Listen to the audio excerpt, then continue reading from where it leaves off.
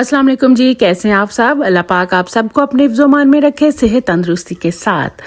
तो आज मैं किचन में बना रही हूँ लैम कोरमा, और वो भी बहुत ही इजी तरीके से। ये देगी कोरमे की तरह बनेगा, बिल्कुल जैसे देग वाला कोरमा होता है। तो चलें फिर शुरू करते हैं। इसके लिए मैंने एक बाउल लिया, उसमें आधे कप से थोड़ा सा कम ऑयल डाला है और 1 कप भर के योगर्ट का डाल दिया है। इसके बाद 1 चम्मच भर के मैंने नमक का डाला है। नमक को डालने के बाद 1 टेबल स्पून भर के मैंने रेड चिली डाली है।